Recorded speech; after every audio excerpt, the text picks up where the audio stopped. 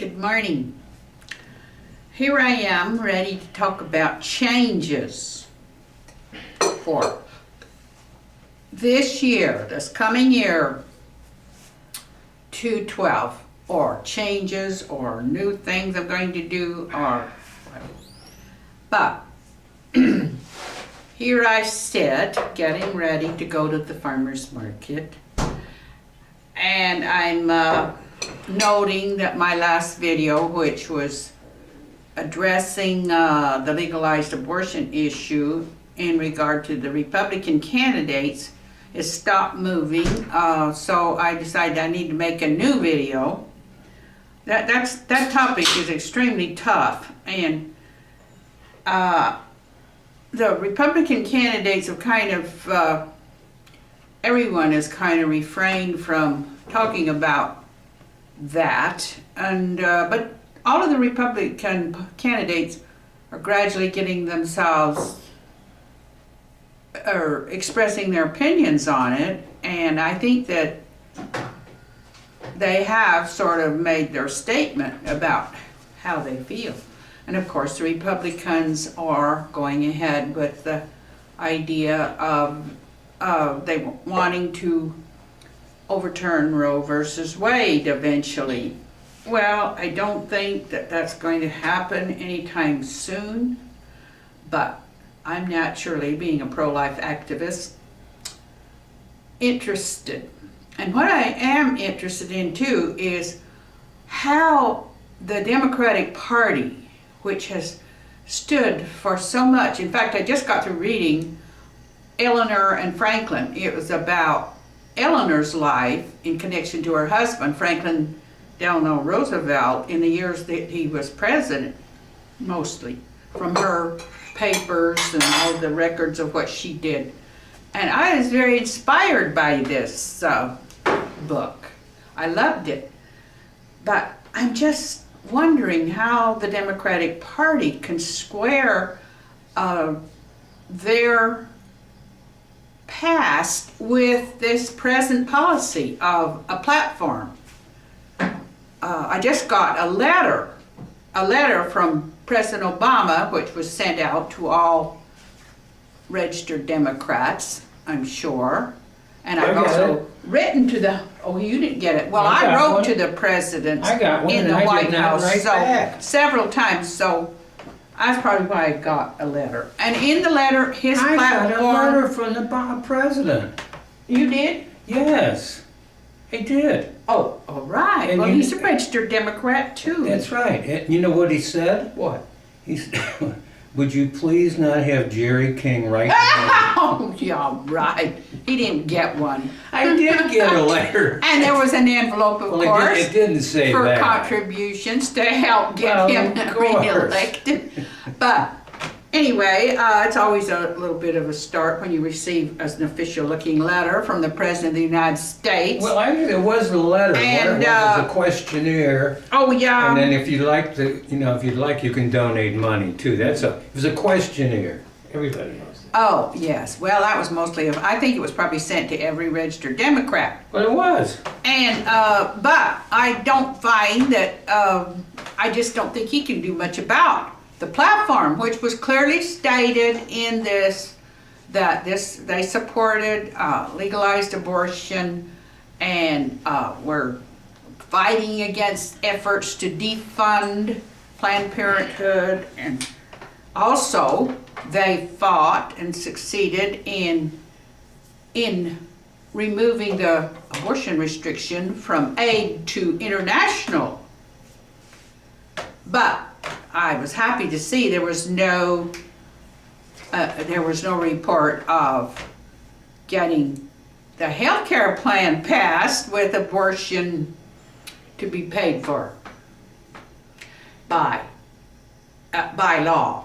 And of course that was the bargain that the Senate drove to sign the bill, and the Christian Democrats to sign it so that it could go through, was don't pay for abortions. The Christian, yes. Christian Democrats? What are they, Jewish Well, Democrats? they're not, Muslim no. Democrats? I'd say they were pro-life.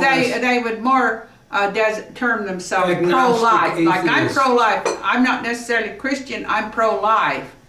So anyway, I got that letter from President Obama, and That's a questionnaire. I've received letters from presidents before because I write to the White House. Well, that's what I'm trying to And tell but I just feel he's helpless now as far as the platform's concerned. So I'm very interested to see. You see, I think that the party has been the one to restrict the message so severely that he's going to have a very tough time inspiring people. They don't seem to realize that a death policy is not inspiring. Legalized abortion is not inspiring to people. And for a long time, they just sort of put up with it like, they bought the idea that we need it. We need it. But it's not inspiring people. It is not. And people don't get excited about it. And in fact, they're always uneasy about it. They don't know if that's right, and they don't know if they're wrong to be even having it and defending it. And so, he and I, we watch all the comics. I would say Jon Stewart is the most fearless when it comes to talking about liberal ideas about God, religion, the Jews. Hell, he just makes lots of fun. He's very brave. He's a comedian. That's what Well, he I gets don't paid care. for. He's still very brave. A lot of comedians That's like don't telling me a guy ever go into the that's like territory telling me a guy he that goes into the military is brave. Oh, Well, you have to have a certain amount. Oh, to me, Jon Stewart personifies a very gifted comic, one who Yes. is intelligent and he grasps the issues and he keeps up with them and he comments on them in ways that are funny, engaging, but I still feel that he people do avoids. funny stuff all the He time. avoids what he can't really handle, which is, well, abortion issue is one that he rarely tackles. Too tough. So now I'm looking forward to the primary. Well, I don't know if I'm looking forward to it, but now I'm looking to the primary in South Carolina, where we'll maybe find out who's going to be the candidate. And if Romney is, that is going to put finally Utah, where I came from, and the Mormons in the spotlight more than they've ever been. So I'm thinking, oh boy, this is going to be a year. And so saying, I decided that I would write my second volume of memoirs about, my life in Utah, married to I was actually married for 10 years to a man who was descended from the prophet's family, his brother, Hiram Smith. So I was really right in the heart Everybody's of... descended from them, for God's Well, sake. not everybody didn't. They did have lots of kids. So I say Brigham Young. shit. I mean, it was hard to avoid being descended from Brigham Young there at one time. Because he had about 180 kids spread out all over Utah who were going to end up Did you ever see that? marrying Did a you ever lot see of that different musical people. called The King and I? Yeah. Yul Brynner. Oh, he's got 58 kids and they're just around the palace. Oh, just around the palace. Oh my God. Well, this is kind of, and I'm pretty scared. I'm pretty nervous about writing my memoir. My policy has been up to now to wait What until has your policy been up to until now? everybody died before I wrote about them. But now I'm in danger of dying myself. I can't wait any longer. So if I irk some living people, which undoubtedly will, because there's some people that are connected to my memoir that are still alive. So Yeah, but see, the problem is you irk me a lot and I'm still alive. I don't care. See the difference? Well, you don't care I don't because give a toot about that. he urges me to write the memoir. But there's people, Utah is the Mormon philosophy is suppressed. I mean, as far as I'm concerned, they are the whitewash experts. And they believe in it. Just don't write about all that unpleasant stuff. If there's anything unpleasant in your family, just don't write about that. Just write about the good things. And I thought, oh.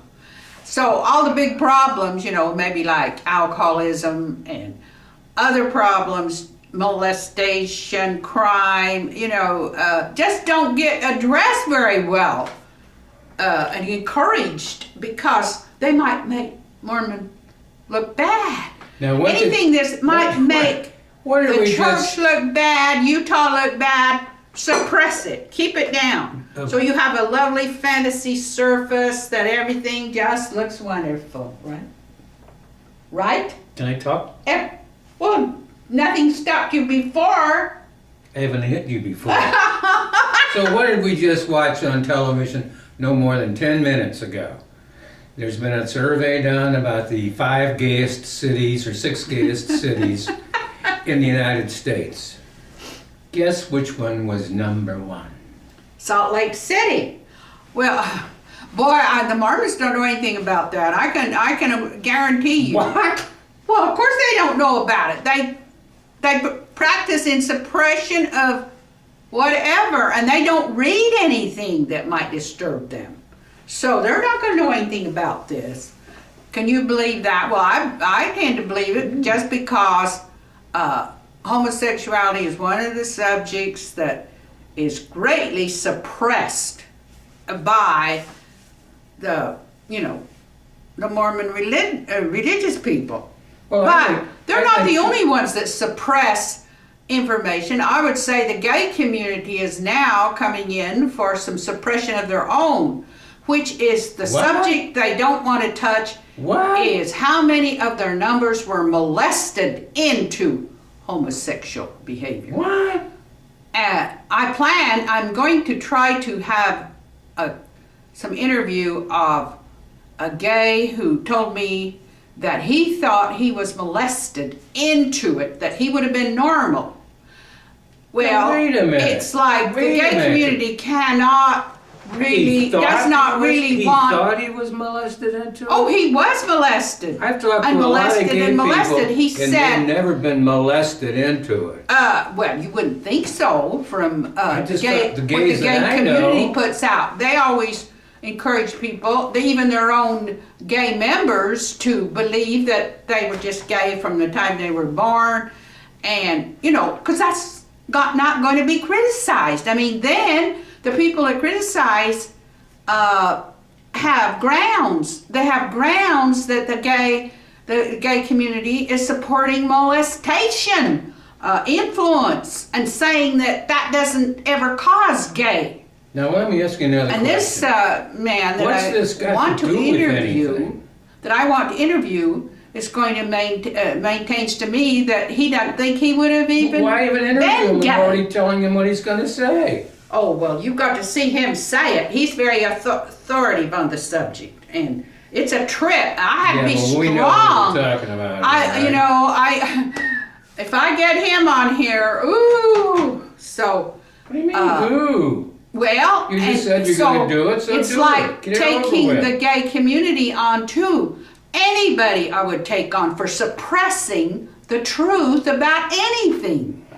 If you have gay people who were molested by the same-sex person, that they become accustomed to this and they develop these kind of feelings, this should be talked about. These people should be encouraged to tell their stories, because molestation has got a terrible hold, and pedophiles all over the place. How in the world the gay community as well as the religious communities need to do whatever they can do. Yeah, but you were molested as a 5-year-old. Yes, I was, and that's one of my subjects. But you and never told anybody. Well, I couldn't because they suppressed me. Yeah, but you weren't molested by a yes, but my cousins, I was molested by doing boys' work. I was out in the fields, and I saw my cousins get the same Well, then kind how- of treatment how- who were male, and they couldn't do anything about it.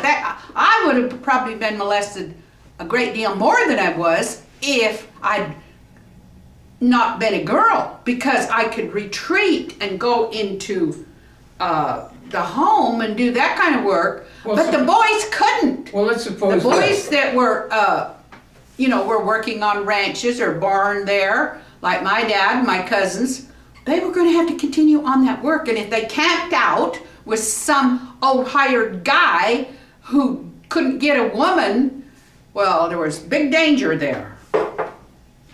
And I saw that was the kind of man that molested me. He couldn't get a woman, so he was going around molesting and whatever. Yeah, but you also, you told me that he had the ugliest horse you ever saw.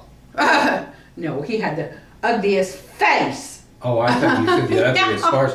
Who wants to To mess me, around with an he ugly had. horse, right? I was only 5 years old give when I me was Trigger, molested I'll by mess this around guy. with Trigger, baby. And this affected me my whole life. It affected my consciousness to think there were people on this earth, men on this earth, who would molest a child that young. And I felt very Well, bad you never for read the anything about world girls, history. the boys. And I thought, now this is a big problem in the United States. With you, it's a damn big problem. To look at all aspects of situations where molestation can take place. So that is my resolve for the year, to cover that area, because I'm going to cover it in my second volume of my memoirs, even more so than I did in the first. In the first, I'm covering the molestation that happened to me when I was a child, and telling about what I saw happen to my male cousins. And I didn't, I don't really have the privilege of knowing what they were thinking or telling their stories. I could just write what I observed. And I know that this was all suppressed. The more responsible people in the family discouraged me from writing about this, telling about it, doing anything about it. And so I decided I'd have to dedicate my life to getting this out. That's my plans for the new year. It's tough, but that's what I'm going to do. So, see you later. I got to go to the farmer's market. I'm a farmer's daughter. Bye. Oh, you want to tell me a joke about the farmer's daughter? No. Shh.